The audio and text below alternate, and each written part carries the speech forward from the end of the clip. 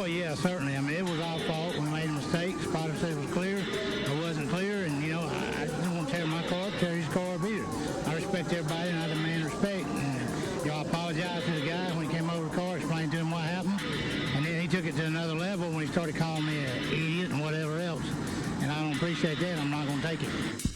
I told him how I felt. I called him out. He didn't show. You know, and so, you know, I'm good with it if he's good with it, but I'm not going to be disrespected by no means. Yeah, I guess I had a dinner date at Applebee's last night that I didn't find out about until it was too late. It's a shame. I love their riblets and boneless wings, but...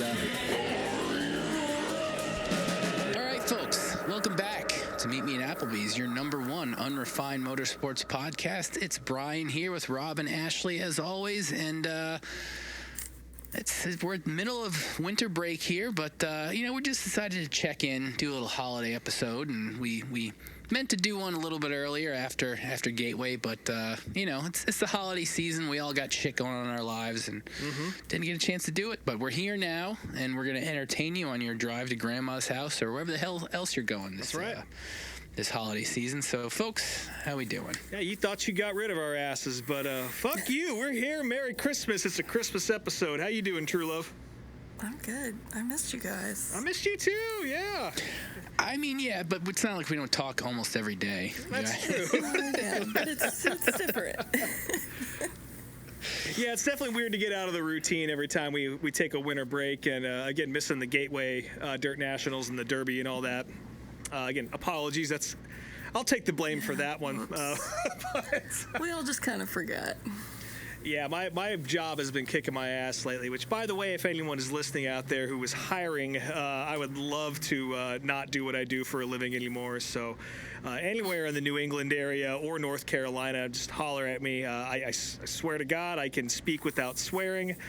I'm good with logistics. And, yeah, just please fucking get me out of this depressing hole that I'm in at work. Thank you. I'm sure you can go find a nice job sorting nuts and bolts at some cup team for $36,000 a year and That's true. live in poverty.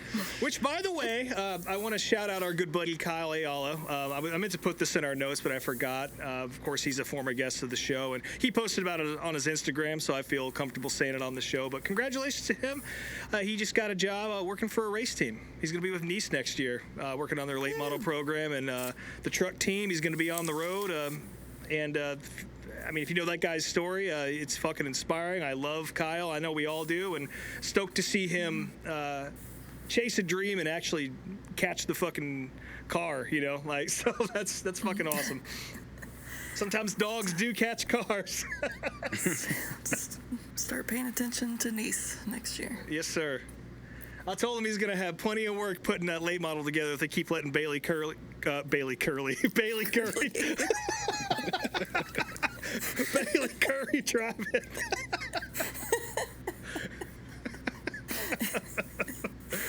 Oh, well. To a great start. Yes, we are, but... Nope. But yeah, we hope you all have had a good holiday season so far. Your Thanksgiving was good, and you got all high on tryptophan and fell asleep on the couch watching the Saints turn themselves around this year and become a real NFL team again. That's probably just what I was doing. Just you. Yep. Yeah. Yeah, definitely just you. We got a quarterback, folks. But yeah, excited for Christmas coming up here, and yeah, just it's been real busy. I'll tell you that. I know I had a Christmas party at my house over the weekend. I bought a. Oh, you didn't invite us? Well, it's too far. Contrary to popular belief and the universe we built around this show, we do not live in the same town, and we don't go to Applebee's all the time. But I don't mean to break the fourth wall here, or kayfabe, or whatever you want to call it. So. Sometimes it's just nice to be invited, Rob. I know. You guys have an open invite, but I'll say this. I did buy a case of Christmas beer, which is not something I'd normally drink, but I figured, hey, What's that mean? You know, just dumb flavors. Like, oh, this one's got cinnamon or some bullshit, you know. Tastes like pine trees? I figured, yes, it does. And I figured that, you know, my normal-ass family would enjoy that. And I bought myself a case of Coors Heavies to enjoy. Ugh. And you know what those fuckers drank? All of my Coors, and they left me the fucking case of Christmas beer. So, thanks, guys. That's what I'll be sipping on this evening. We'll go dig in here and see what I can find in a second. Some sort of fucking wrapping paper Christmas tree shop fucking logger. I don't know. But you guys do anything good for the holidays so far, or are you just chilling? I went to Charleston for Thanksgiving. Oh, nice. Never been there before. It was fun. Saw Dale Jr.'s vacation home. Oh. I'd done a little drive-by to check it out. Did you knock on his door like that guy did at Kenny Wallace's place? No, I did not. I did go to Linear Raceway's final event last month, too. That was sad, but a lot of fun. They sold out of driver passes that day, so they had like 150 drivers. The place was packed, so That's awesome. it's a nice little send-off. Yeah, I would imagine that it's preferable to be able to actually go sit at a place like that one last time and take it in and be aware of what you're witnessing rather than just have it shut down unexpectedly or sold off to become an Amazon warehouse like they did with Beech Ridge up here. But yeah, that's a shame. I'm glad you had a good time though. Yeah. My dad ran into Dan Elliott at the doctor, so that's about all the off-season news. Breaking Georgia news. But I remember you telling us he had an interesting note about what kind of car Dan Elliott was driving. Yeah, he said he was driving a brand new white Honda. Well, there's Drinking a Coca-Cola. news, folks. Keep in mind, Breaking chasing news. to Honda. Coming soon. And Elliott driving a Honda somewhere. Shit. Well, you guys want to get into the sad stuff? Yeah, we'll get it out of the way. Yeah. It's been a hard few weeks for the racing community for sure. Yeah, starting off with the passing of Michael ANNETT. If you somehow were unaware of the lore of the title of our show and have completely ignored the intro that we've been playing the last 3 years, Michael ANNETT is the other voice in that intro. Yes. And without Michael ANNETT, we would not have the Meet Me in Applebee's title. Obviously, Mike Harmon is the star of that interaction, but it wouldn't have happened without Michael. Michael was called Mike an idiot, then yeah, exactly. Exactly. Michael ANNETT was not necessarily the most successful driver, but he seemed to be well liked by everybody in NASCAR, and he was a competent journeyman, I think is a good way to put it. He got an Xfinity win at Daytona, and did some good work for Junior Motorsports. Was never the star there, but definitely serviceable, and brought the Pilot brand in there. And I guess he was pretty instrumental in getting Sammy Smith to take over that sponsorship as well. Mm-hmm. Still no official word as to how he passed. I think probably the closest thing we've gotten so far is Brad Keselowski tweeted that he's glad he's no longer suffering anymore, which leads me to believe he had some sort of illness. I feel like I heard some sort of cancer diagnosis that maybe he kept quiet, but regardless, very sad. I mean, he was younger than all of us, I think, at 39 years old, and way too young. It's a very young age to go, so obviously very, very sad. So yeah, we'll raise our glasses to Michael ANNETT and raise our riblets and boneless wings. Those were his favorite. So. Not too long after Michael's passing, LYLE DEVORE, he was the track promoter of my hometown track of Albany Saratoga Speedway. That's right. He was pretty instrumental in getting that track back up to where it is today. He was also more or less in line to take over Lebanon Valley Speedway after Howard Commander, whenever he decides to retire. He's going to leave a big gaping hole in the Northeast New York dirt racing community. Incredibly well liked by everybody at all the tracks, and he was battling brain cancer for I think about 3 years, and finally succumbed to it a couple weeks ago. So he was pretty young too, wasn't he? I mean, he was 50s, but yeah, still young, obviously. Yeah, there's not many people who can fill the particular void that he did fill in short track racing. It's a damn shame to hear that. Yeah, and then obviously, we're all very much aware of the passing of Greg Biffle and his family last week. That took us all by surprise, and don't really know what to say about this. I mean, it's one of the more tragic stories we've heard in a very long time. Obviously, motorsports in general seems to have a lot of tragedies that come from flying. Obviously over the years we've lost so many drivers and crew members and people involved in teams in NASCAR and just in racing in general through aviation accidents. And Greg was one of the greats of the 2000s. I mean, double-digit wins in all 3 NASCAR divisions. Was almost the first champion of all 3, coming in second in 2005. Yep. He was the all-time leader in single-season wins in the Truck Series up until this year, and he very graciously congratulated Corey Haim when that streak was broken. And, completely ignoring all that he did on the track, he really... I don't want to say made a name for himself, but he really stood out the last couple of years doing a lot of humanitarian work. Major help during the Hurricane Helene issue in North Carolina a couple of years ago, flying his own helicopter out and rescuing people and dropping off supplies.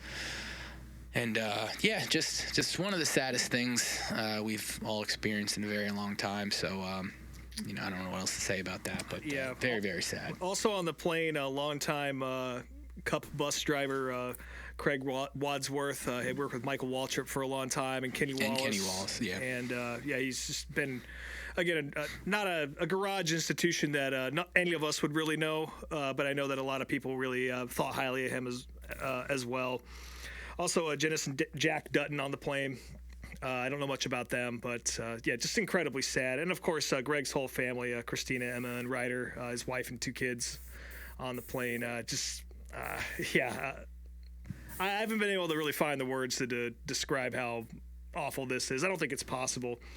But to piggyback off what you said about what Greg did off the racetrack, obviously, Greg was one of the greats on track, but the stuff he did in his free time is so fucking inspiring. Just obviously the rescue missions he went on in North Carolina after Helene, out in Nashville and Black Mountain, and then I think they tried to do it in Jamaica. I'm not sure how that panned out, but him and Cletus just teaming up and really taking all of the things they've earned in life and returning it to people in need in a way that all of us could only dream of being able to do. There's a lot of shitheads out in this world, a lot of famous people that are dickheads, and certainly Greg was not one of them. And not to mention all the kind of fun. He seemed like a guy who liked to have a good time, with the Triple B 100 out at his ranch. I know that some friends of the program were out there at that race a couple weeks ago watching him rip semis around the little bull ring on his on his property. And you want to talk about people leaving big gaping holes in the community they left behind. I'd say that Greg is he's irreplaceable. And I know none of us were really Greg Biffle fans necessarily. We weren't buying T-shirts. But we were talking about this before the show. I think it's mostly because the T-shirts of that era were terrible. Yes, Might have bought a Greg Biffle T-shirt if it wasn't for that. But I don't know what to say other than I'd like to encourage all of the listeners to use the way Greg handled himself as sort of a mirror and an inspiration for what you can do to make the lives of those around you better, because that seemed to be a big part of who Greg Biffle was. And I've heard a bunch of stories about him and just hanging out, being a good guy. We ran into him at Stafford during SRX. He was cool, and I don't know. It's just a shame. And people throw the term one of the good ones around a lot, but I really do believe that Greg Biffle personified that in a way that it would be tough to find another person who filled all the criteria like he did, from what I gather anyway. Yeah. Yeah. I wouldn't say that I wasn't a fan. He never pissed me off as a driver. Yeah. Yeah. I was never upset to see him win. To me, Greg Biffle, the Biff, is synonymous with 2000s NASCAR. Yes. And my dad was a fan. I know I've joked on here on the show in the past that, Greg Biffle was having a midlife crisis, but I really did enjoy seeing the second act of his life kind of play out in the spotlight these past couple years. Yeah. And he just really lived it to the fullest. And a lot of guys, when they step away from whatever major series they're racing in, completely shy away from motorsports. But he wasn't, and obviously SRX and all the stuff he was doing with Cletus, and he, again, like Rob said, he just seemed like a guy that was having a good time, and everybody liked to be around, and just set a good example. All the things. Yeah. There are so many people that have so much that they could do good things with, and he did that, and regardless of what you thought of him as a driver, as a human being, that's exceptional. Yeah. Yeah. So I hope we see a lot of great tributes to him this coming season. Yes. Yeah. Absolutely. I will say the worst part about losing anyone in this modern age is the AI tributes. I've had enough of those. Yeah. Holy shit, those are bad. Yeah. I did like the one where Greg was cutting off Jesus' sleeves. That was the only one that I didn't totally hate, even though, Dale being there, and they were both jacked. They all had huge arms. You just immediately just get on the fucking gas when you go up to heaven, apparently. Yeah. So yeah, all the ones that they all have Dale in them for some reason, and what bullshit would it be to die, get to heaven, and suddenly you're 100 pounds heavier and 20 years older, which is what all of these AI renderings did to Dale Earnhardt. So I hope that's not how it works. It works that way. I'll be playing Santa Claus up in heaven if that's the case, if I make it there, which at this rate, probably not. But anyway, once again, thoughts and prayers to everybody affected by that. That sounds so hollow to say, but truly. Just take an example from Greg Biffle, and just be nice to the folks around you at the very least. We can make the world around us a better place, and it just takes a little action, and that's what Greg was doing. So I'm going to raise my... I like the Biff. I did find one Coors Banquet in my refrigerator that the family didn't get to, so I will, again, raise that skyward. All right, well, now that we got all the sad stuff out of the way, we can get back to the more fun stuff. The trial. Well, start off with some just news and notes with things going on in the different series. And I love how the notes just say Busch Series. Not even going to call it the O'Reilly Series. Hell no. That's too many names. I was going to say it's too many syllables, but it's actually... no, it's the same as... It's 3 syllables. Xfinity was... Yeah, the Busch Series. Yeah, the Busch Series. So we got LeVar Scott moving up from the ARCA Series up to the Busch Series. Who the fuck taking is that? over. Second in points this year. I'm here to learn, folks.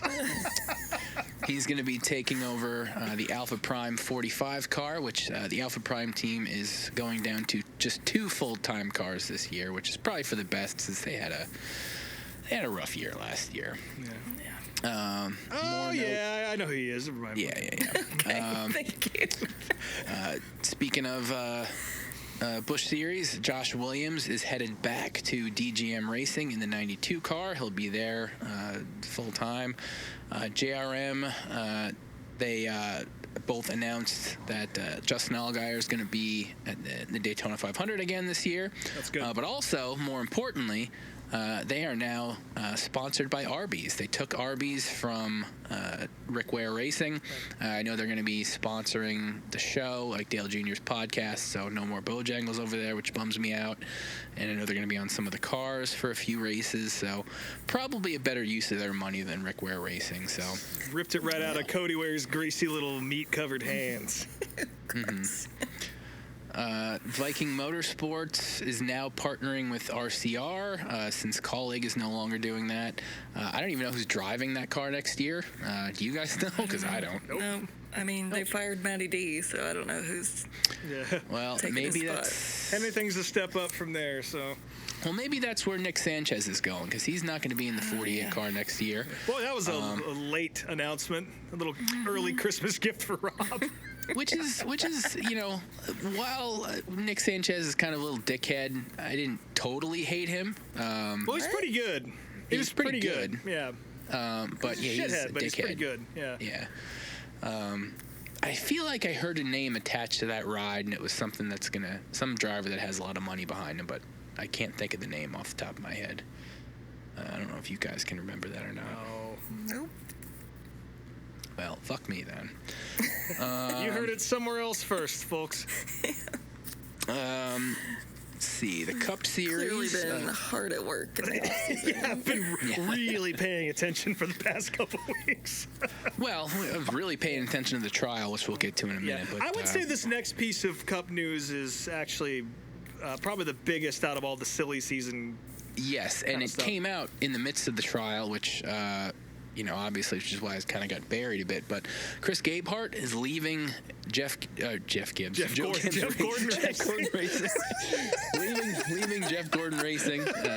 Apparently moving over to Spire from I don't think it's been officially announced yet, but that's what the talk is. That's the rumor, and that is Spire's method is to just throw a lot of money at somebody they want and bringing them in-house. No real reason that was given, officially speaking. However, Tommy Baldwin. He alluded to the fact that I think how did he word it? Family comes first or something like that. Yeah. Ty Gibbs is going to be the downfall of Joe Gibbs Racing, folks. You heard it here first. It will be Jeff Gordon Racing by the time this is all said and done. So yeah, that's major news, and yeah, it definitely got overshadowed by the trial happening. Yeah, that's a big fucking hole in their organization, man. I mean, Chris Gabehart is one of the smartest guys in the garage, and certainly, I know he was working as Ty Gibbs' crew chief, even though he was a competition director at JGR. So, again, I guess connect the dots if you want to. Maybe it's true, maybe it's not. Who knows? But it kind of sounds like maybe sweet baby Tyler wasn't thrilled with whatever was going on. So who's gonna fill those shoes? I don't know. But if Spire picked him up, that's another giant piece in getting a couple extra spots if Carson and the boys can stop wrecking. I'm gonna talk about this now since I know you guys didn't watch it, but the NASCAR Rising Series. Oh yeah, definitely not. Yeah. So I watched this, and overall, it was fine. It was well produced, but it was first off the Jesse Love stuff. His family issues, like especially with his dad, are fucking bizarre. Family issues. Well, just tell us about it, Brian. What do you mean? So his dad was put what tons do you mean? of pressure What do I mean? His dad put tons of pressure on him to drive. Yeah. Then they move him out to fucking North Carolina when he's 15 to live with his dad's buddy, and the kid was almost wanted to go home because he missed his family and stuff, but never communicated that to his family. And then you got his mom who's collecting this ridiculous fucking stupid artwork, which I posted photos of. Oh yeah, I did see that. Yeah, that is funny. Yeah. So that whole deal is just weird. So I guess if we've joked about Jesse Love saying bizarre shit. Well, if you saw this Rising series, you'd kind of understand why he's such a weirdo, because his family's just bizarre. Carson Hocevar. If you didn't like Carson Hocevar going into this, I don't think it's going to help your cause. That's exactly why I didn't watch it.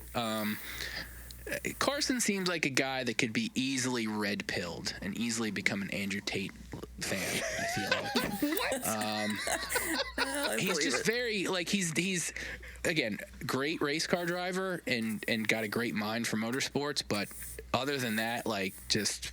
I don't know. I don't see that. I haven't seen the show, obviously, so I can't vouch for He was talking about... He wanted to build a go-kart track and then burn a bunch of tires. I guess that's illegal. Yeah, you fucking moron. You can't just melt fucking tires down, idiot. Sure you can. No, you can't. You can't do that. All the stuff with Raja Karuth was great. His family seemed awesome, and... Raj is very close to the vest as far as his personality goes. But this kind of gave a little more of a window into who he is, and it made me like him quite a bit more. So if you're a Raja fan, you'll like this series. You're gonna make me watch this dumbass show. But it also made me not like Spire at all. Like, I don't like Jeff Dickerson at all. That something just seems slimy and weird with him and that whole operation. We'll get into it with the money stuff when we talk about the trial, but I just don't trust. I don't trust Spire. I feel like they're in NASCAR's pocket.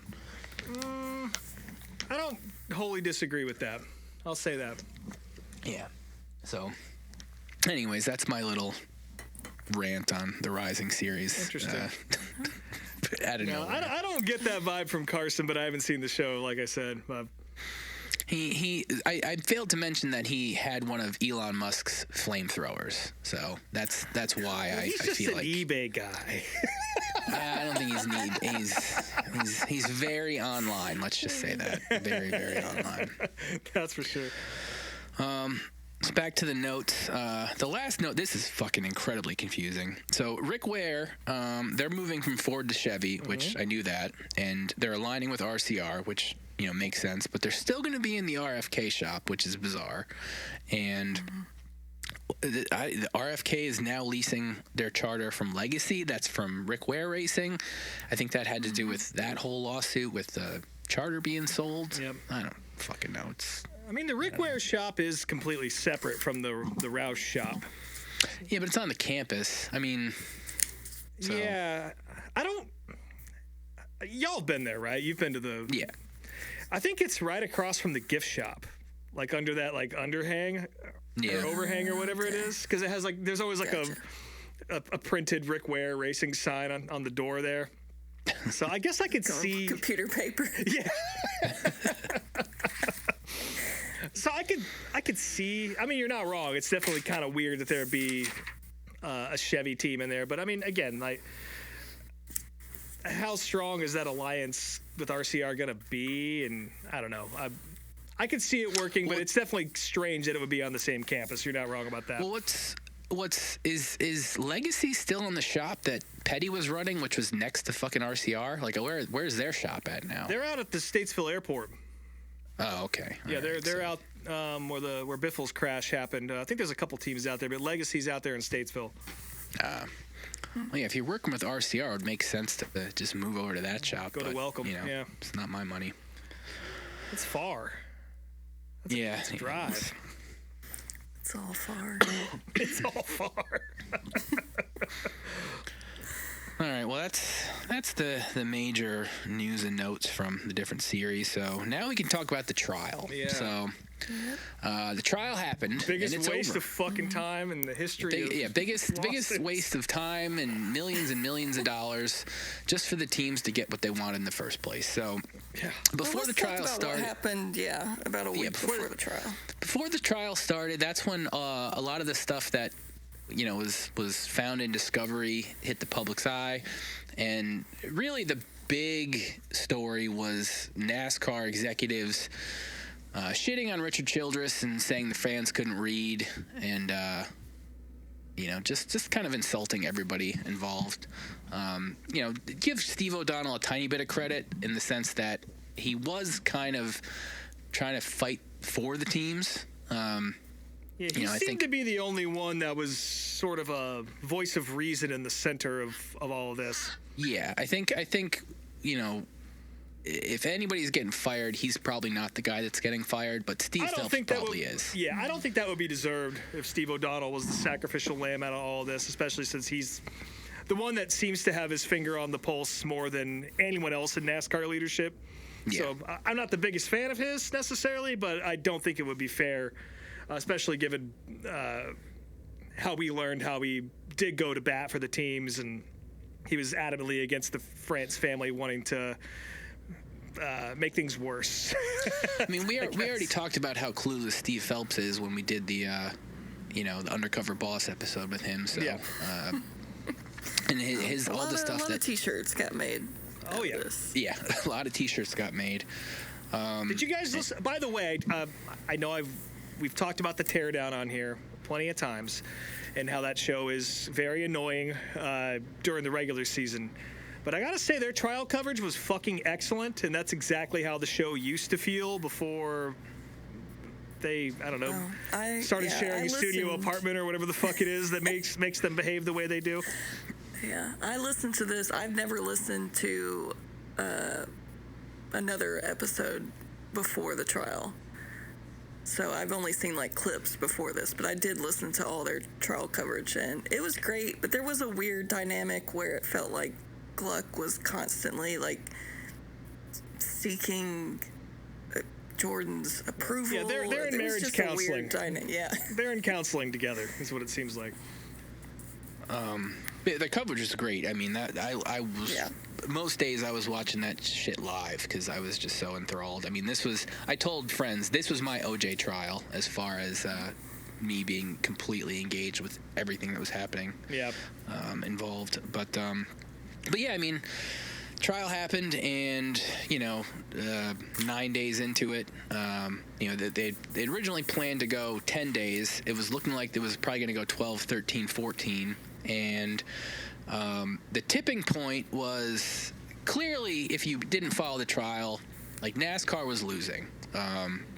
They were going to lose. It was almost 100% as sure. The days progressed, for sure. At the first couple days, it was kind of like, well, I don't know, maybe we're not gonna. It just kind of made everybody look like shit, in my opinion. The only thing I took away from the first 2 or 3 days is like, wow, all of these people are fucking assholes. And I don't like any of them. But once we got into the real interesting witnesses, of course, when the NASCAR guys started taking the stand, particularly Jim France, and then, of course, we were all waiting and anticipating Richard Childress hopping on the stand. And he went on there, but he didn't really say a whole lot. I would say the most interesting part of his testimony was the fact that the story broke that he was going to sell. I don't know if he was going to sell his portion, but he has another investor that owns 40% of the team. They wanted out, and there was another group that was going to come and buy it, including Bobby Hillin. But there was an end that obviously fell through, and there was an NDA involved, and that was kind of like, what the fuck? Like, Richard was pissed off, and the judge himself was like, well, this might be another thing we got to handle after the fact. Yeah. By the way, the judge completely over this within the first 30 minutes. Yeah. Had no business. Had no want to be there. Yeah. I mean, straight out of the gate, they picked a guy for the jury who said his hobby was heavy drinking. So yes, there were multiple people who. There was one guy who was like, "Yeah, NASCAR's dying or something," and they just immediately threw him out, and he like waved at Michael Jordan on the way out. And, it was very hilarious, the jury selection. Yeah, a Hendrick employee that they had to toss out. Mm-hmm. Yeah. But the heavy drinker got through. Don't worry, guys. Yeah, he was on the jury. heavy drinker made it. But fortunately for everybody, or maybe not, I don't know, he didn't have to exercise his right as a citizen here, or civic duty, or whatever the fuck you want to call it. I mean, the trial was pretty much, they were about to wrap up, and then. And again, it was very clear NASCAR was going to lose. And then Johnny Morris, owner of Bass Pro Shops, who I didn't realize was a fucking billionaire. Like, I knew he was rich, but I didn't realize he was a billionaire.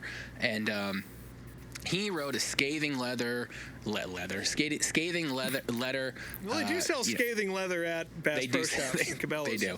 Yeah. Basically, just pissed off at NASCAR, and he didn't threaten leaving the sport, but he is definitely one of NASCAR's biggest sponsors, and when you piss somebody off like that, that's not good. So literally the next day they settled. The gist of it was that you cannot trust the leadership of NASCAR to be objective in calling these races, and basically just said the Steves were incompetent.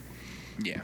And I don't know how much of an effect that actually had on it. You have to think that was the final tipping point where NASCAR's like, all right, we really have to do something about this. Yeah, for sure. But I mean, Jim France on the stand, from what the teardown told us, it seemed like that didn't go very well. No, not at all. And then Richard Childress, I will say that I thought his testimony, or at least from what we heard, it was actually pretty fascinating because the way Jeff Gluck described it was that he's never been to court before, amazingly, which is incredible. He's never been had to testify in front of a jury before. You'd think with all the businesses he run, there'd be something that he would have to be in a situation like that, but he doesn't know how to be in court. And his honesty did not paint NASCAR in a very good light. And especially when the NDA came up, the way he handled that was, I think that really tipped the scale. So thank you, Jim France. Thank you, Pop. Thank you, Johnny Morris. Yeah, we didn't even get to hear Hendrick or Roger Penske take the stand. They were supposed to. Judge was fucking pissed because Roger Penske was trying to pick the day he was supposed to show up. Yep. He says, fuck you, I'm a federal judge. But fortunately, Roger didn't have to cancel his tee time or whatever the fuck it was he's doing. Does he golf? He has to. I'm sure. But in the end, so the teams got almost everything they wanted in the first place. They got permanent charters. They got more TV money. They got more IP money. Everything they wanted. 2311 FR, front row. They're both going to get their charters back, and I don't know. I forget the exorbitant sum they were looking for, but it was something in the 9 figures, and they definitely got some money out of this too. So yeah, if NASCAR just, if Jim France in particular wasn't such a fucking dickhead, none of this would have happened, and the sport wouldn't have been tarnished. And here we are. So. Yeah. I can't say I walked away from this feeling any better about anything. Like, whatever. I'm glad Denny got his bag. I'm really glad Bob Jenkins got his bag out of all this. His testimony was very compelling. A charter member of the Dale Earnhardt fan club, which I was unaware of that.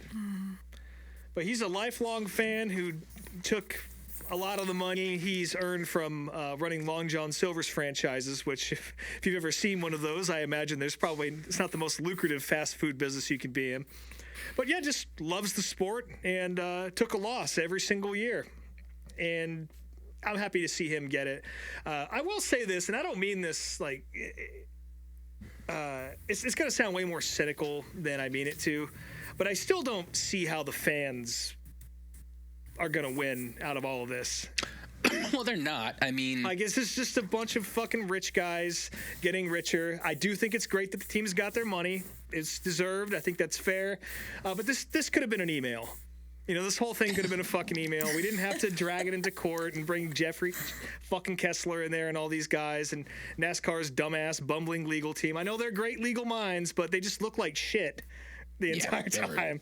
And they were bad. It just put a even more sour taste in my mouth. And basically the only real positive that came out of this is that things aren't going to get any worse, which is certainly what would have happened had NASCAR, because NASCAR was going to lose this trial. It really seemed like they were going to. And if they did lose, then the monopoly was already established. That wasn't what the trial was about. It was about them wielding influence. And it seemed like that was the case. And if the judge chose to break up this monopoly, one of the first things that a lot of people feel was on the chopping block was their ownership of ISC and all those racetracks. And who's going to buy these racetracks from NASCAR if that was part of the settlement? Yeah. Like, nobody. Like, the fucking Saudis? I don't know. Like who's going to do that? Like, I mean, at the end of the day, the on-track product isn't going to change unless, again, NASCAR, to try to save face, decides to go with the full season points format to shut everybody up, which hopefully they do, but we'll see what happens. The secret fourth thing, man, it's coming. Yeah. The one funny thing was how I don't want to say offended, scared maybe, NASCAR was of SRX. Like that was a huge talking point. And for all of us who are real fans, I mean, again, SRX was entertaining enough, but there was no fucking threat. The only reason why it was a threat was because they had a national TV spot and they got better ratings than some of the lower tier series, which are on cable anyways. So right there, that's your fucking answer as to why the ratings were better. I want to defer to True Love on this one. I don't know if you guys know this. She's a Chase Elliott fan.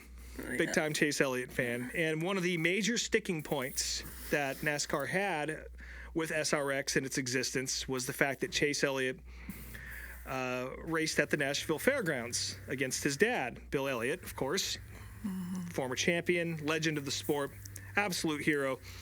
And they were very upset that their IP was represented on the racetrack because Chase's car looked almost identical to exactly what you would see on the racetrack, right down to the number 9 that was on there. No. Well, No. except And this is why I defer to you, because it wasn't the number 9 in the first place. no.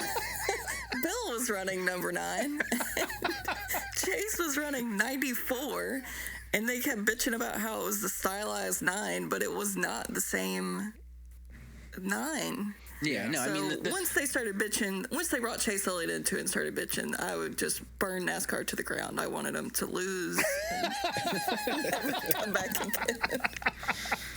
But like they were so threatened that like SRX was such a major competition and it was going to take fans away from him. But as a NASCAR fan and as an Elliott fan, like me and Brian went to that race, and like for me to be able to see Chase race against his dad was like a once in a lifetime thing. I would never get to see that in NASCAR, but it wasn't to me like I was going to leave NASCAR for SRX. It's just kind of like a bonus thing as a fan. Like, holy shit, this is so cool. No, I mean, it wasn't a real racing series. It was for TV. The cars looked fucking stupid as hell.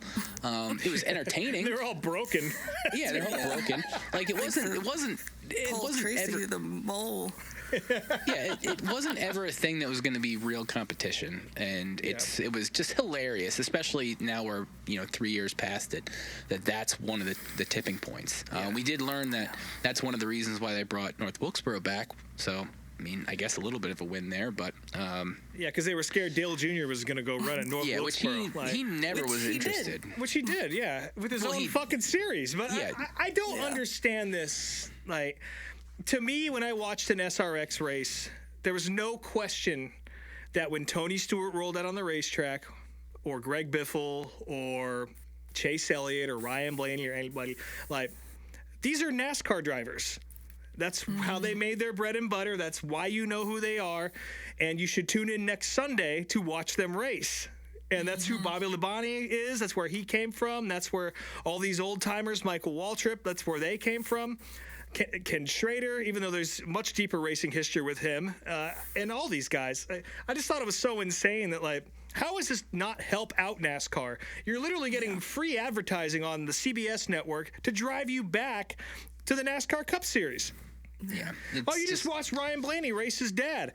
And you just watched Chase Elliott race his dad, who was fucking Bill Elliott, for Christ's sake. Yeah. Watch him on Sunday. Like, I don't see how that doesn't feed back into a different network. And again, I understand the network's bitching about it. I guess that was part of the deal. But I don't know. It was just short-sighted and ridiculous. And to have a free advertisement for your racing on another network in prime time and then complain about it and be worried that this is some sort of competition, like, that's just fucking insane to me. And that's just proof that how out of touch the folks in Daytona are, because the entire time I was at that event, it was NASCAR fans. We're here because we want to see these guys race again. We want to see, Tony Stewart back out there. And again, those cars did look dumb, but they were cool, It was a cool event to watch Doug Coby win over Greg Biffle, That was badass at Stafford. Yeah. And it just made everybody want to tune in and watch on Sundays. So I don't understand how that is a problem. Yeah, it's ridiculous. And to say that further, I'm sorry, I'm fired up now because that pissed me off so much. Like, to say that the product resembles NASCAR that much, you're basically claiming all of short track racing, which is the cars look more like Ferrari F40s, and they did fucking stock cars. I'm just saying, like, so guys can't race at Eldora now without it being fucking stock car racing or NASCAR racing. Like, fuck that. That's not. Just out of touch. Yeah, but again, like you said, Brian, I'm excited that North Wilkesboro became a priority, and Bowman Gray as well. Yeah. As a result of all this, so maybe a fear-based economy is what we need. That's what we need. Bring back the fairgrounds.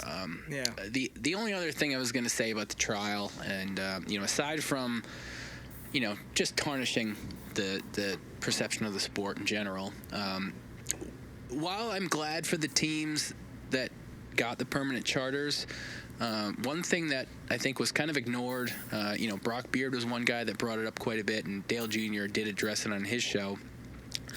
This is now going to make the barrier of entry into the Cup Series almost impossible. 1,000% for most new teams. It's going back to the Spire thing, and one of the reasons why I don't really trust them. Having a lot of outside money from non-racing people involved in the sport, I don't love that. And yeah, I mean, right now the charter prices are $40-50 million, and probably in the next 5 to 10 years, to the next 5 to 10 years, it's going to jump up to over 100 million probably. I'd argue that with this trial ending up the way that it did, it's already at that. I don't think yet. I think we're probably in the 60 to 80 million range right now. But I mean, that's just assuming. But yeah, it's really going to change the sport in that way, and I don't think in a good way. But it just puts the Cup Series on an island. And you don't get to see Dale Jr. have a full-time team. Yeah, unless he's talked about he would have to have outside money with him to do one. So now it's going to be even harder for them. So yeah, if you're looking to see Dale Jr. in the Cup Series, I'd be shocked if that happens at this point. Yeah. And the other thing kind of tying into that upsets me is that this lawsuit never had a fucking thing to do with the Xfinity Series or the Truck Series. Yeah. And those teams are going to continue to lose money, and now they have no way to move up and expand their businesses either. So, yeah, it's a short-term gain.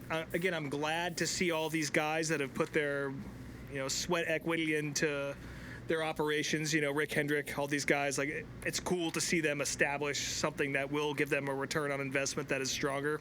I think that is good, but yeah, I don't see how this is anything more than a short-term game for, 15 guys? Damn. And now with Dodge coming in, there are charters that are available that NASCAR has not released, if I'm not mistaken, that will probably go to Dodge. And Honda's still in the discussion, so I wouldn't be shocked to see them. That's right, the Dan Elliott Racing. Yeah. The Dawsonville Rocket. All right. Well, I think that's enough trial talk at this point. I don't think any of us are that happy, but I'm I'm happy that Denny at least got his money. Yeah. He can. Yeah. After they shit on the SRX and the 9 and Elliott, I was temporarily glad to see Hamlin popping champagne bottles less than an hour after court. So. Yeah. And Jim France standing there looking so pissed and defeated. So. Yeah, that was really funny watching them on the courthouse steps and him standing next to Michael Jordan, who's a full 4 feet taller than him. just accepting it. But I mean, it's the only way that could have ended that would have benefited everyone, including us, the fans. And like I said, I don't think it's going to make it better for us, but it would have been a hell of a lot worse, I think, if this had gone to the jury. Yeah. Maybe they'll do a little house cleaning. Yeah, absolutely. Someone's going to lose their job. Yeah, one of the Steves. Too many Steves. Too many Steves. Yes. We only need one. Steve Phelps, hope he kept that contact with the PGA because he's going to need it. Yeah. Hope he remembers how to work the concession stand for an undercover boss. Yeah. That's true. He did learn how to make a hot dog, so. This is weird that it's NASCAR news, but I guess it's kind of NASCAR news. News broke today that the Kansas City Chiefs are moving to Kansas, and sounds like NASCAR is going to be selling them part of the land in the vicinity of Kansas Speedway to build a stadium. So, NASCAR owns 880 acres around the speedway that they're not using, and they're going to sell the Chiefs 580 of those acres to build their new domed stadium. And I don't watch turn that football, area so. into a major entertainment complex. I've never been to Arrowhead, but my question is, what's wrong with Arrowhead? I think it's one of the oldest stadiums still in operation, I think, if I'm not mistaken. Yeah. I don't know. People just like new things. I guess, but Not me, but no, not people. me either. I'm sure Kenny Wallace has got a video either in the works or already out right now talking about this. So I think they're trying to attract the Super Bowl and stuff too. So yeah, that makes sense. Fuck, I don't fucking care. Fuck football. More money for NASCAR. Oh, baby, we got a fucking quarterback in New Orleans now. Tyler Show. Come on, baby. Let's rip. About time. Turn it around. Some drag racing news. John Force officially announced his retirement. I mean, I don't want to say this was... No one saw it coming. I was going to say, no, it's definitely not something that, people expected this to happen. I maybe had a tiny bit of hope that maybe he'd run like one more race or something. But, I mean, it seemed like he was going to be done. And a lot of weird stuff going on with his team. Austin Prock is gone. Yeah, Austin Prock left, and Alexis Jory is coming over, and I think his one last daughter still racing. I think is about to retire. So, who the hell knows? But the greatest of all time is now officially out of drag racing. Yeah, it was bound to happen. I hate that it happened the way that it did. You don't want to see a guy go out with injury, but I mean, hey, can't fuck with John Force, man. If that guy says it's enough, then it's enough. Yeah. Well, he said he wanted to die in the car, and he almost did, so... Yeah, got pretty damn close. Yeah. And speaking of drag racing, so NHRA, their season finale got canceled by rain. And that was it. They just called it. So super cool. Not much to say about that. Yep. I don't have much for this next note. So drivers overseas in the off season. This was just some random little tidbits about some overseas racing that I saw some drivers doing. They took the Garage 56 car over to Japan's Fuji Speedway to run the Super Taiku Series finale. I think I'm saying that right. Sure. Jimmy Johnson and John Hunter Nemechek. And then we had Austin Cindric and Jesse Love go over to Australia. Cindric ran. Oh, that's right. Yeah. In the Supercars Championship finale at Adelaide, and Jesse Love ran in the Super 2 series. That's the Busch Series equivalent. So, Yep.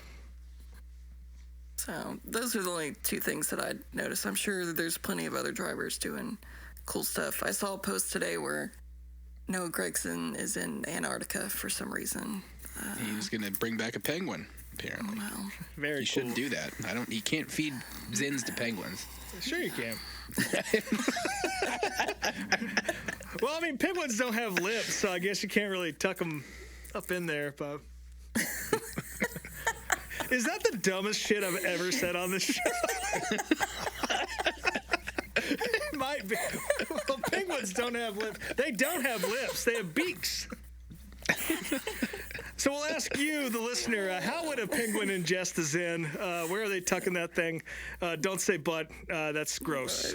Don't put a Zin in a penguin's asshole. Yeah, the little wing flap. Yeah, the wing pit. Anyway.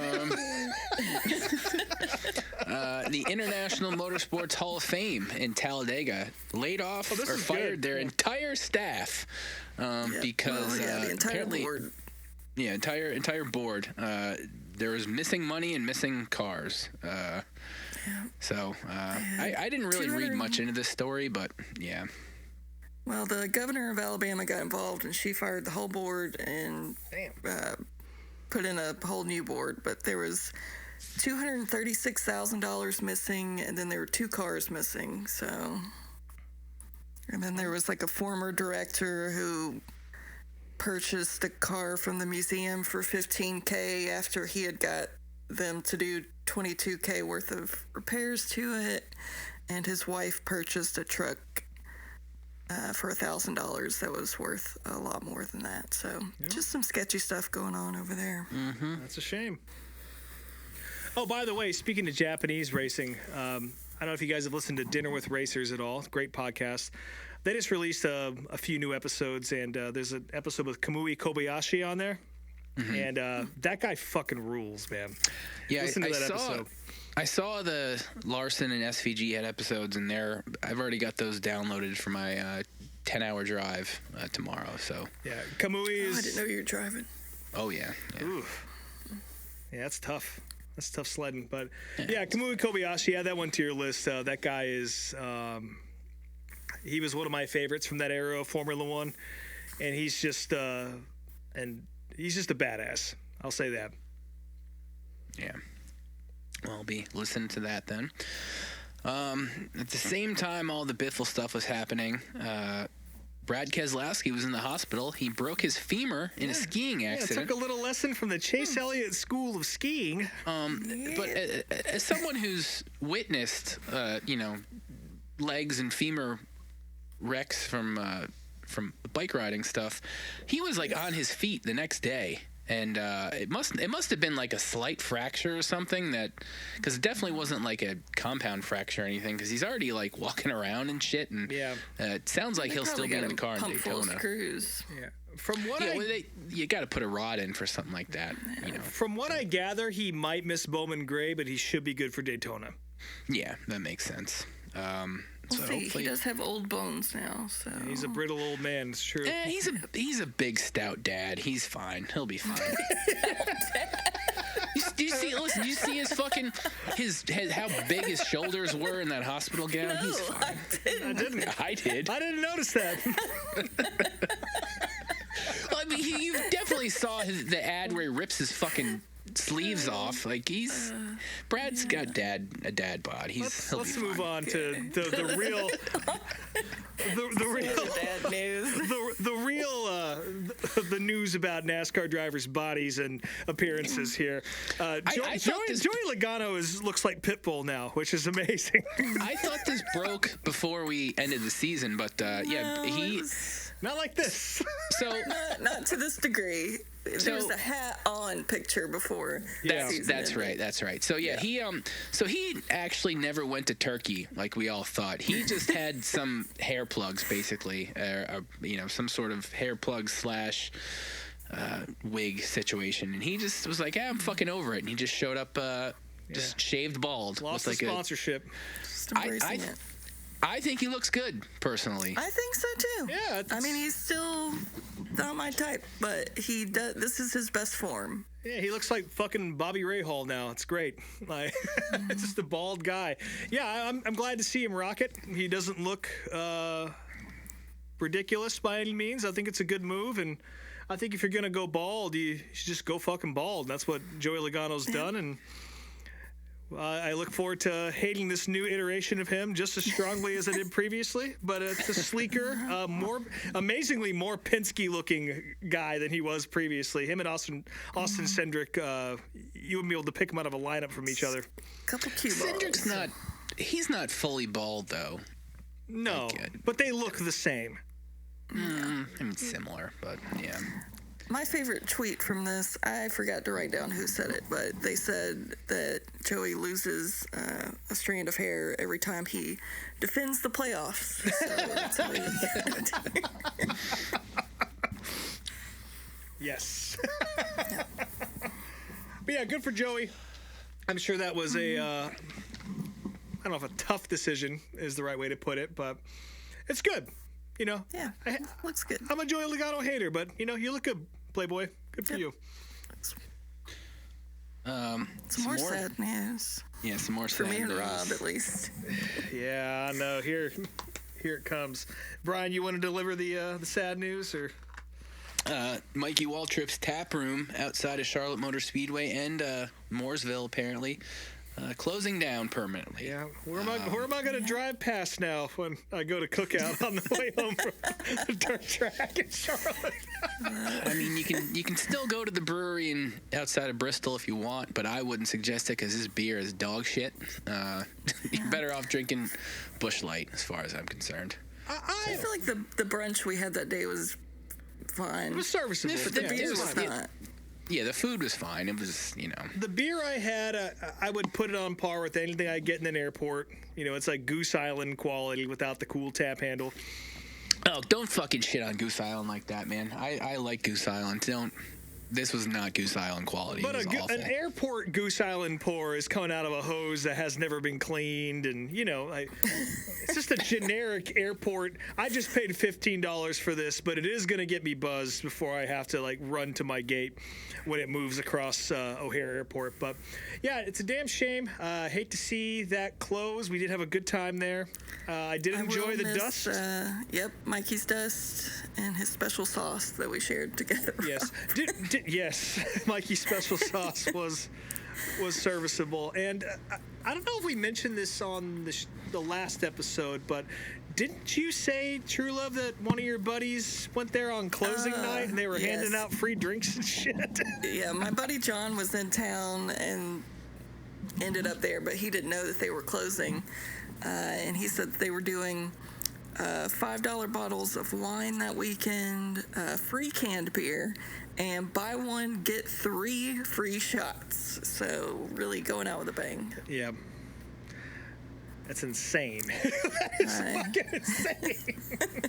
You'd have had to peel me off the asphalt after that one. It doesn't sound legal, but, Well, they're closed now, so who gives a shit? I hope Buffy finds another job. Yeah, she was our hostess that day. Pretty sure, but yeah. Some other Mikey news that I didn't put in the notes, but my favorite Mikey news of the off season was that he got caught accidentally or purposefully reposting an Instagram post of 2 girls making out. So How did I miss that? Did we talk about that? Chat. Yeah, we talked about it. Sounds like he was taking advantage of some of the closing night specials when he was posting that. Incredible.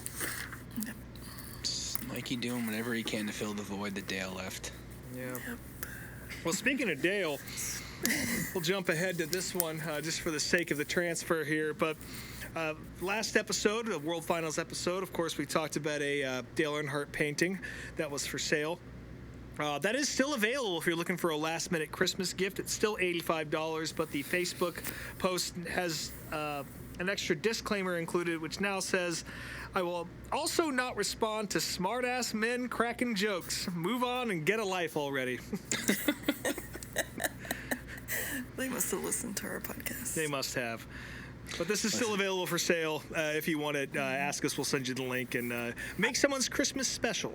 I would pay $30 for this. $85 is a lot. $30? $30. I'll put it on my wall. I can paint you one for that. And then finally, this was a fun little tidbit that I found. We've talked about her many times over the years, but Ultimate 23 Dragon, the world's biggest and scariest Johnny Benson fan,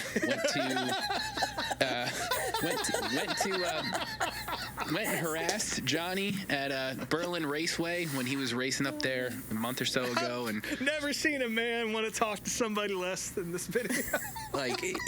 She posted hours and hours and hours of footage that she filmed, but there's a 3-minute clip that I saw that she goes and finds Johnny, who's just smoking a cig and hanging out with a buddy of his, talking shit, and she comes over and doesn't say anything, is just filming immediately, and then Johnny kind of catches her, and she starts asking him about retiring, and Johnny just wants nothing to do with the conversation at all. How does she lean over and say, there you are, I've been looking all over for you, or something like that. And you can just see the soul leave Johnny Benson's body. You can tell that from afar he sees her out of his peripheral, and he's doing everything that he can to ignore her. He's probably looking for escape routes. He is just trapped. I've heard it's interesting because I've heard different things about Johnny Benson. Apparently he was kind of a dickhead at Oswego recently. From what I hear from people at the track. When I met him a couple years ago at Lorain County, he was incredibly nice, but again, I was not Ultimate 23 Dragon level of obsessed. I just went over and said hi, took a picture, and let him be, and it was a nice 2-minute interaction, and he was as pleasant as it could be. But and I will say that, let that be a lesson to all the fans out there listening to this show. What Brian just described is the appropriate way to introduce yourself to a driver or somebody you want to talk to. Just keep it brief. Yeah, not walking up, filming, self-narrating while the man is trying to talk to a friend. He's just trying to rip a dart. That's all he's trying to do. It's very clear that like he knows who she is, and I guarantee this is I mean he's just trying to do his best to like diffuse the situation as nicely as possible. I like that the video starts out with you can't really see anything but her shadow approaching. And it really sets the ominous tone for sets the tone. I really recommend everyone stops and watches this video right now. I'll put that. I'll screen grab that. Yeah. I'll put that on the playlist, on the video of the week playlist, just so you can go watch it yourself. And real quick, while we're talking about driver interactions here, this just reminded me of something I saw on the internet about Greg Biffle, actually. I think it might have been on Reddit. I can't remember where it was. But anyway, this guy was telling a story about how he was at some event for work, and he worked in the auto industry, and Greg Biffle was at this event. And the guy walks up and he's like, I have so many questions for you, but I know you have a time limit, so I got 2. Is that okay? And Greg's like, sure, and asks his questions, whatever. They move on, and there's some sort of like cocktail hour after the event is done, and then he's kind of standing at a table near Greg, I guess, and the conversation's kind of breaking up, and then Greg looks over at this guy and says, all right, what are the other questions you have? And just stood there and like let it, like 20 minutes, 30 minutes, whatever it was, just like, what do you want to know? I'll tell you all about it. And that's kind of what you get when you treat these guys like people. And that's also a further proof to me that Greg Biffle was the fucking man. I'll also say somebody in the shitposting group posted a picture that he took with Greg, I'm assuming in the last year or two, holding up him and Greg holding up a flag that just said, "Who ate all the pussy?"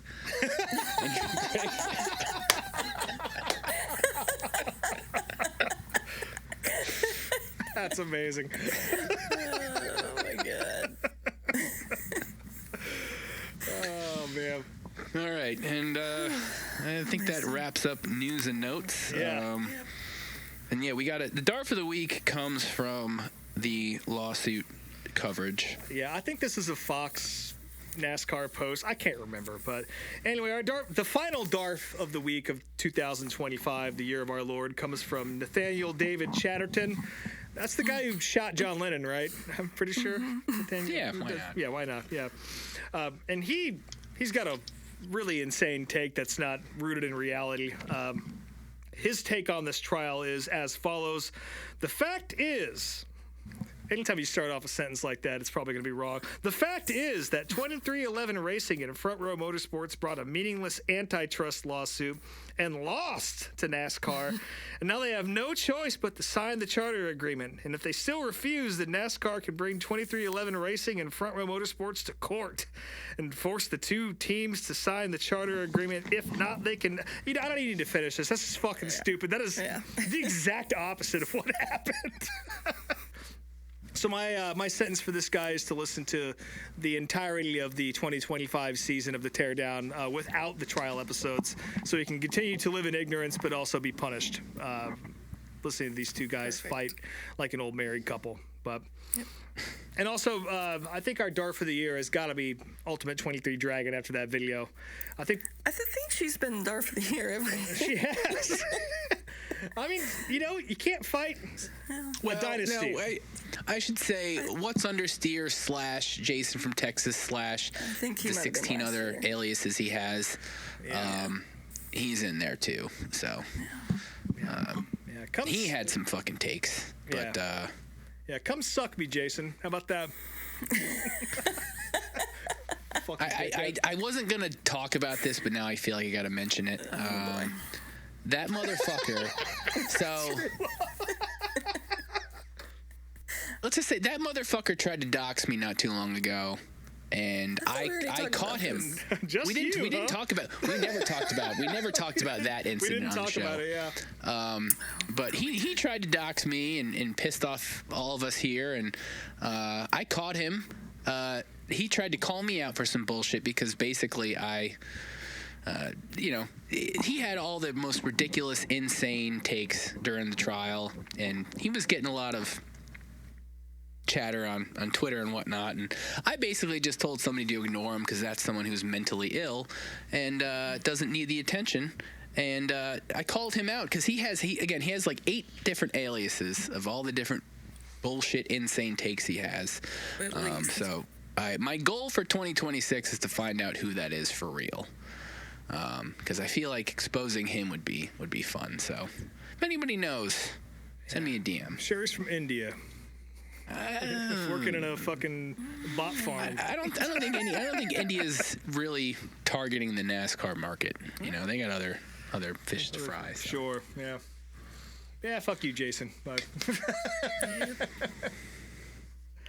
All right, well, we're gonna climb in the septic tank. The septic tank, which we missed a couple good races. We did. I want to lead this off by talking about Tyler Seary. I know you added that note in here, Brian. You might have more details on this than I do. I think we underplayed his injuries a little bit after the World Finals. He got torn up pretty bad. I know we had said that he didn't get hurt as bad as we thought, but apparently that wasn't the case. And I actually haven't heard the full rundown of what happened to him. So if you wouldn't mind elaborating, I'd love to know as well. I mean, it's been a month ago now. But I mean, he was concussed and he had, I think, broken ribs and maybe a broken leg. They tarped the car for a reason. I mean, it was. I think he ended up having probably a similar. Maybe not all the same injuries, but as far as comparable list of injuries that Stuart Friesen had in his wreck, still to this day haven't seen it. Like I especially now that he's healing, like he's gonna make a full recovery and everything. He's not dead or anything. But well, speaking of Stuart Friesen, by the way, he is walking around again. So good to see that. He'll be back driving next year, no problem. I mean, I would love to see that wreck just because, you don't see too many crazy big block I mean, wrecks, I don't know, man. Like seeing the car in person, I missed the wreck when the race was happening, but that was pretty fucking nasty. He's not dead, though. So if he's not dead, then I will Show me watch. the carnage. Let's see it. But yeah, no, he was definitely hurt worse than we insinuated, but he'll make a full recovery. So well, speaking of people, the last thing I read said broken sternum, 10 bone fractures, fractured ribs, left arm broken, severe concussion, and a bad burn on his right knee. Yeah, all those things you could have accomplished if you went to Michael Waltrip's taproom closing party. Yes, taking advantage of those specials. Speaking of dead people, the Cherokee Urn saga has ramped up a little bit. It really has. It's really escalated. Yeah. I saw the post on Facebook with the headdress on it. Yeah. So, they Cherokee Speedway found a random abandoned urn left in their grandstands on November 13th, and they tried to find someone that it belonged to or family members of them. Eventually they had to track down the funeral home or whoever and do detective work to find out whose remains they were, and they figured out it was a 45-year-old guy from Tampa named Gerald Ellis who passed away in 2011. But he's just been living at Cherokee wearing headdresses and posing for pics with random people, and they've been taking him on rides, and sometimes they sit him in the booth with a headset on. But they spread a little bit of his ashes at the start-finish line, but if no one steps up to claim him soon, they're going to send him to live the remainder of his life at Richmond Raceway. So. Oh, nice. Still at a racetrack. That's awesome. I kind of scrolled through the comments a little bit, and some of the people in there alluded to that they know who the family is. They've tried to contact the family, and the family will not respond to contact, and they just left him there and vanished. They left him at Cherokee. It's so bizarre. Because I saw that too, and it's I mean, I can understand on some level doing that, but at the same time, communicate with somebody about it. I don't know. Respond to the email. My favorite comment that I saw was from Ricky Steven Jr. He said, imagine getting dropped off at your favorite dirt track and then getting sentenced to an eternity at a NASCAR track. Yeah, Brutal. That's fucked up. Well, they don't call it the place your mama warned you about for no reason. And I'm glad that guy's got to see all manner of features at 2 a.m. at Cherokee Speedway. A place on my bucket list. I got to get there. I'll get to Gaffney one of these days. But yeah, I'm glad to get some more information on the on interstate that. all the time. Yeah. Well, speaking of dirt late model racing, we did have some of that a couple weeks ago. Again, we were going to do an episode right after the Gateway Dirt Nationals in St. Louis, but we didn't. So we're going to talk about it now. The two coolest looking cars in the race, Mike Marlar's Ultimate Destruction throwback, and then, of course, Garrett Alberson's full-on throwback with a Gen 3 nose on his late model. Both immediately got wrecked in hot laps, so that was cool. Those cars had bad fucking weekends, but they looked great for the 2 seconds they were out there. Wait, what? Was Mike Marlar on the Dick Trickle car? No, that was... oh, fuck. I can't remember who it was. No, Mike Marlar had the monster truck throwback. Oh, that's right. Yeah, he was in the Max D car. That's right. Yep. But yeah, this Gateway was all Bobby Pierce and Ricky Thornton Jr. Bobby was untouchable in the late models, and Ricky Thornton Jr. was also untouchable in the modifieds. It was pretty good racing. I mean, it was what you'd expect from Gateway. Of course, Gateway's not a traditional late model show. But, and people have a hard time calling it a crown jewel event because it is a little bit more of a show than you would see at a place like Eldora or at Florence or something like that. But they just upped the winner's purse to $100,000 for next year, and they consistently packed that place. It was the biggest broadcast in the history of Flow Racing, which, of course, probably had something to do with the fact that the Snowball Derby was just the fog from that Stephen King movie, The Langoliers, all weekend. But yeah, it's a hell of a show, and whether you like it or not, that is a crown jewel event. No one had anything for Bobby Pierce in that race. Ricky was making a run, and there's a couple other guys that had some decent speed in that feature, but no one had anything for Bobby Pierce. And then, of course, Ricky Thornton Jr. winning the modifieds. No surprises there. I did pretty well in Dirt Draft as a result of that, so thanks, guys. But yeah, I gotta get to Gateway one of these days. The only thing that really kind of on my list. The only thing that turns me off from it is that it really is in a stadium, and the entry policy is exactly what you'd expect at like an NFL event or something like that, and the concessions are very expensive. And in fact, I remember sending you guys the do not bring in list or the prohibited items list, and it looks like a packing list for the Chili Bowl. Which I suppose is what you're not supposed to do either, but I don't know. Yeah, Gateway, though, badass. Definitely got to get there one of these days. Definitely had some friends in the house. Shout out to Ricky LeDuc. Him and his dad were out there hanging out, watching that shit. I forget the names of the guys who were involved, but during the intros, Piss Jug Man was out to watch somebody Ashton Winger. Get fucking Death Valley driver through a table. Yeah, it was Kyle Bronson, Ashton Winger. It was that was funny shit. Yeah, Piss Jug Man in the flesh.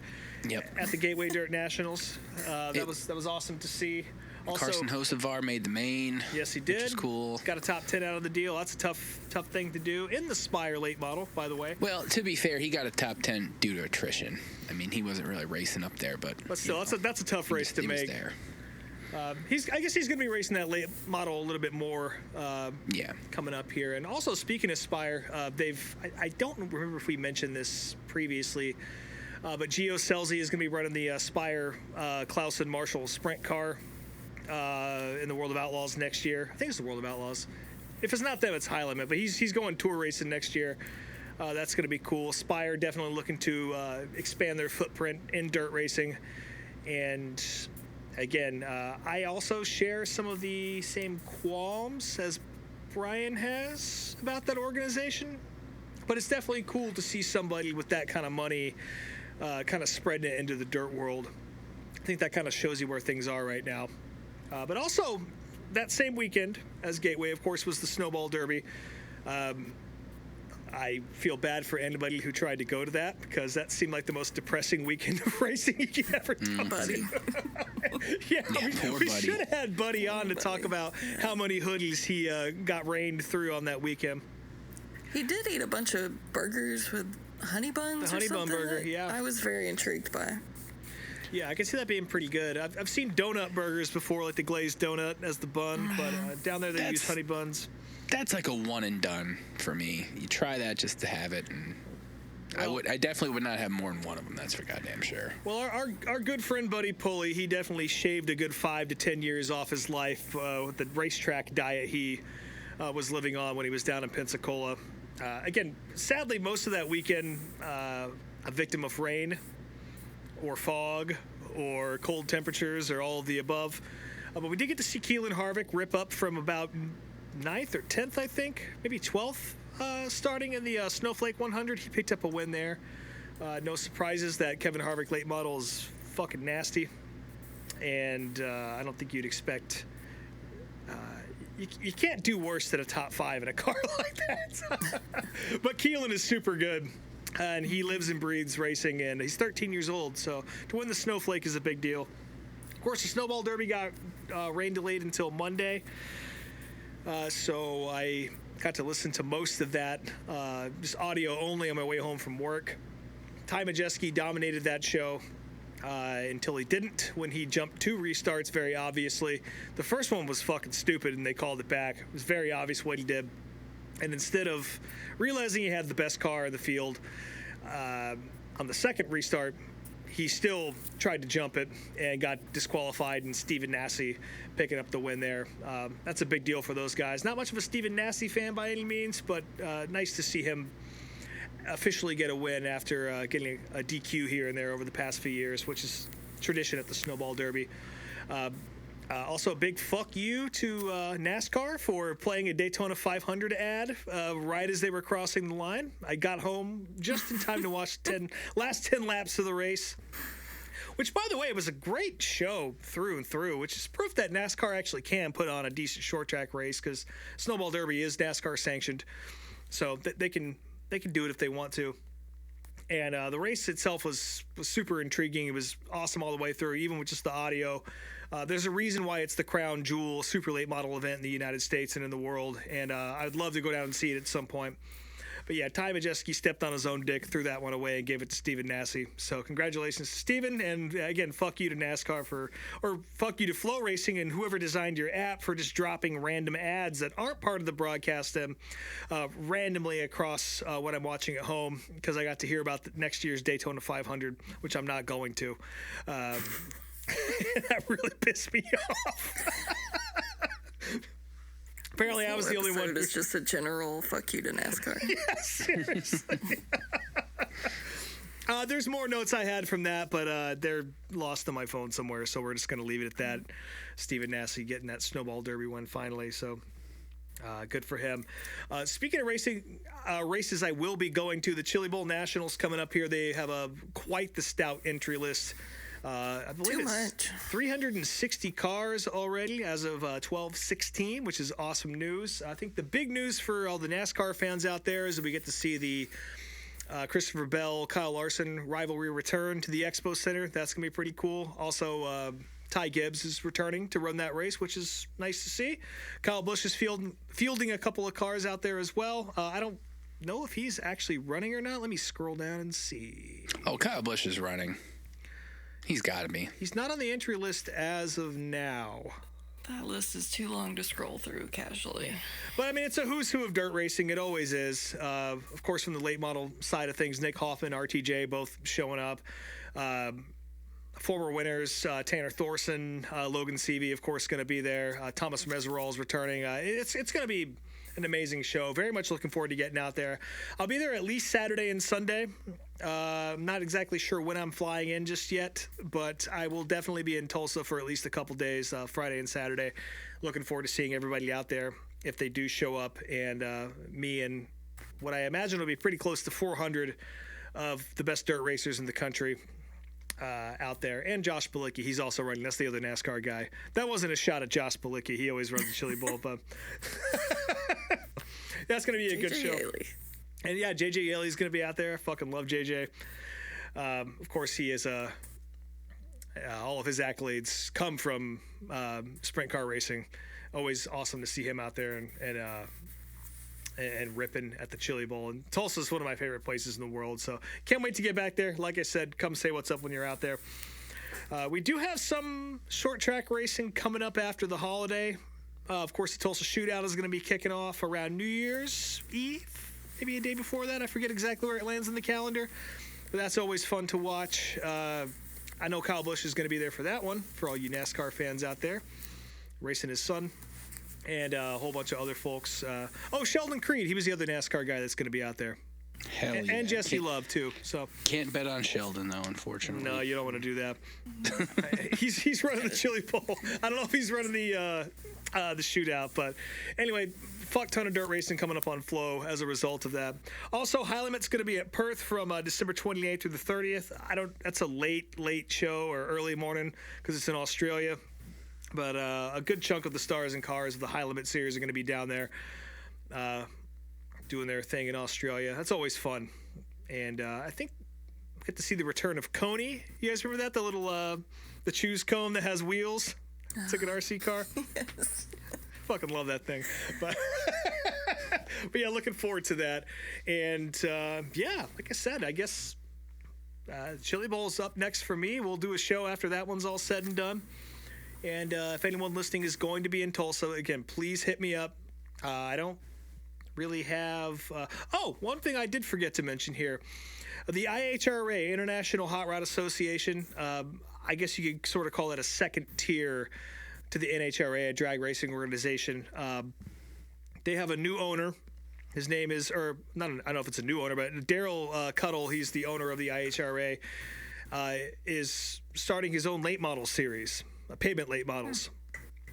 And they debuted what the car is going to look like at PRI pretty recently.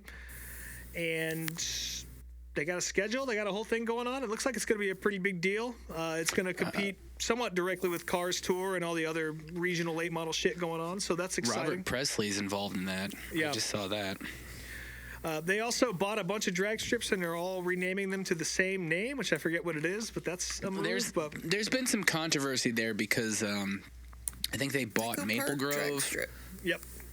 And which is like an NHRA track, and that's a whole fucking thing there. So, but yeah, this guy is spending a fuck ton of money, and we're gonna see how it goes. And I love when that shit happens. So. He also all of his money comes from like Tesla and SpaceX. So that to me is a red flag. So I guess we'll see how long that lasts. But it's big time money. So yeah, like I said, anytime someone walks into short track racing with a big purse, I'm always curious to see what happens. Could change the game, could not, could be gone in a year, who knows, but... Well, I'll tell you what, if this $2 Powerball ticket that I just bought for the $1.6 billion jackpot tonight, you know, I'll be changing short track racing a little bit. I'll tell you that much if I win that shit. What are you going to do with it? I buy a new seat for your go-kart? I would if I won that, I would buy Albany Saratoga and I'd go race dirt modifieds. So... Fuck yeah. That's what I would do. Definitely not NASCAR, but... I don't know what I would do if I had that kind of money, but I'd definitely buy something in racing, that's for sure. If I won, I would buy Albany Saratoga and change it to Echo Park. Ooh, that's why. Just for Brian. Why would you do that? Change it to a brand you don't even have anything to do with. That's just ridiculous. For you. Just for you. I guess I'd buy Thompson and make sure that oval sticks around forever. I guess that's what I'd do. But anyway, I don't have that kind of money, and none of us will. So we're going to leave it to our boy at the IHRA to make that happen. But yeah, that's the short track septic tank for this week. Yeah, well, I guess we'll go ahead and flush that thing down right now. One last time in 2025.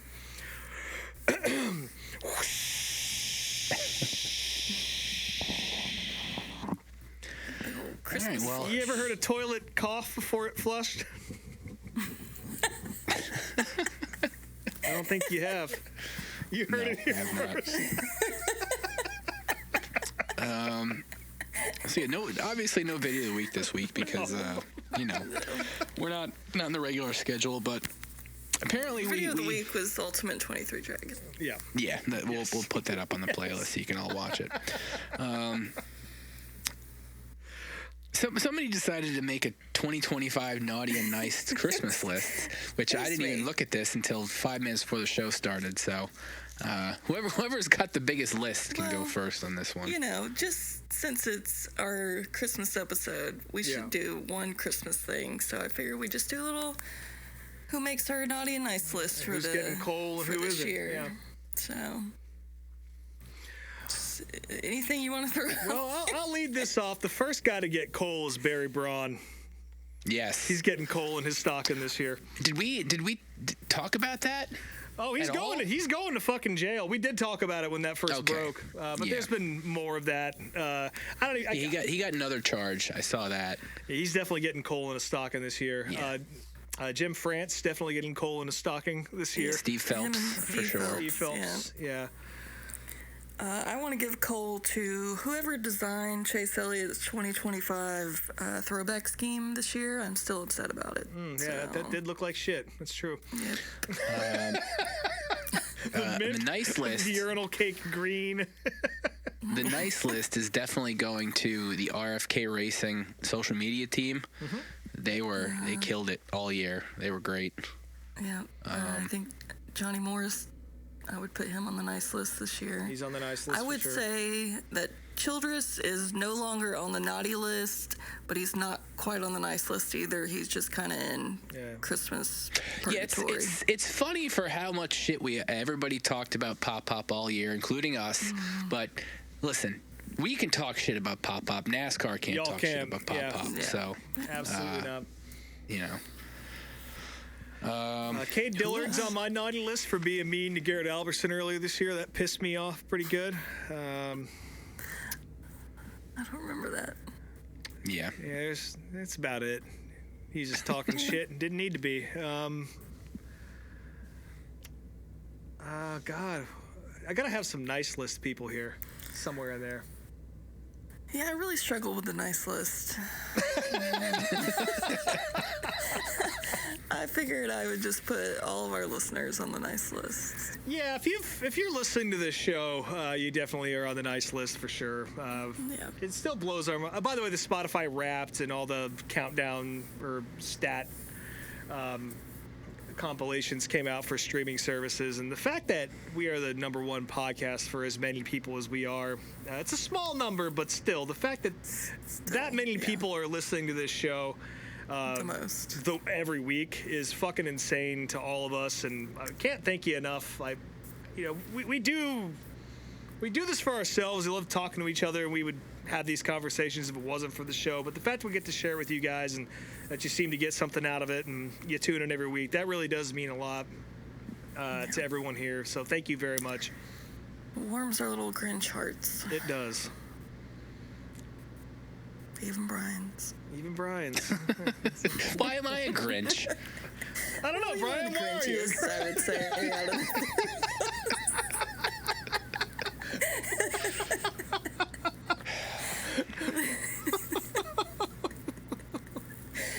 Well, I think that about sums up our Christmas section. Yeah, I think so. Yeah, I can't think of anything else nice to say. So. So I guess moving on. So it's funny. I mean, Ashley and I knew each other prior to this, but Rob and I were introduced years ago through a group NASCAR Fantasy League that I got introduced by Ashley to. Yep. So I think we might try to do one for the 2026 season. If any fans and listeners of the show want to DM us, and we can sort that out. And it's just through the NASCAR app. It's fun stuff. Normally in the other groups we've been in, we'll throw, $10-20 as like a little group buy-in, and there's usually, depending on what the format is, there's usually a regular season winner and then a playoff winner. But if any of y'all want to get in on that, and we can start a new league, by all means, we're probably going to put put something together here. Again, I know we do have regular listeners, and I know some of them do play NASCAR fantasy, so more details on that when it comes, but I think it's probably going to be something we should do. It's fun. Yeah, I mean, fantasy's great. I mean, fantasy's good. Like I said, I like betting on races, but again, I bet dimes and quarters, so it's not a huge loss. And then, $20 to throw in on a fantasy league all season. It's very tiny investment for a whole year's worth of shit talking and nonsense. So exactly. How much did you lose on Sheldon Creed this year? Do you have a total count? I mean, maybe $15, if that. If that. I wouldn't even. Probably closer to 10.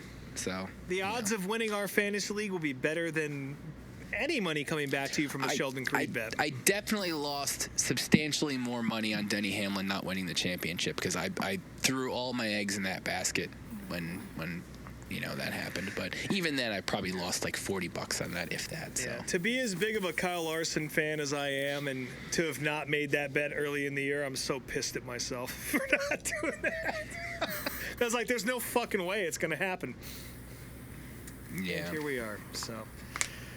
Well, I guess by the time that we come back on the air in 2026, we'll know what the format is. Still no idea what that is. So. I guess they always have announced any changes in January, so this is no cause for alarm or anything like that. I was kind of laughing at it until I realized that all the other format changes were announced in January as well. So I guess kind of is what it is. Again, it does sound like some playoff element is still going to be there, but when we come back, we'll be able to talk about it, and we'll have a better idea on how that relates to fantasy. So, yeah. Well, yeah. So, I guess with that, we can wrap things up here. As always, you can follow us on Instagram at Meet Me at Applebee's, and on YouTube also at Meet Me at Applebee's. Fuck Twitter. I'm Speedway Screens on all the things, speedwaytsj.etsy.com. Normally, MMA Applebee's will get you 15% off at checkout, but right now everything's on sale till January 1st, so nice. No code needed right now. Well, it's your turn. Still Snake Mountain True Love. I don't have anything to promote, but I do want to say that the Hoonigan video that my boyfriend Andy worked on called Aussie Shred was released this month. So if you haven't watched that yet, watch it. They did such a phenomenal job with that, and all the stunts are insane, and it's just really, really well done. So it's worth, 10 minutes of your life or whatever. It is badass. There's no question about that. Yeah. Some really neat supercar scenes in there, so. Yeah, they're running at Bathurst with all the V8s. Yeah, it's fucking incredible stuff. RobMotes_unofficial on Instagram. My band is called These Wild Plains. Absolutely nothing to report on that front, but the new Charlie Murray record will be out at some point in the next few months. Hopefully I'll have something to share with you by the time we come back on the air in January after the Chili Bowl. And speaking of the Chili Bowl, like I've already said 14 times, I will be there. So if you guys are going to be in Tulsa, anyone listening, reach out to me. Come say what's up. I'm always sitting in the rowdies. I'm easy to find. We can go flip off Cale Drake together, or whoever the fuck it was. But not Darren Pittman, because I didn't mean to do that last year. That was an accident. I like Darren Pittman. All right. Well, Merry Christmas, motherfuckers. Merry Christmas. Yeah, Merry Christmas and whatever other holidays you celebrate. And, tip your servers for the holiday season. Yeah, please. Because our check is here. Yep. So we will talk to you all. Yes, they are. We will talk to you all in a few weeks. So thanks for joining us again at Applebee's, and talk to you soon.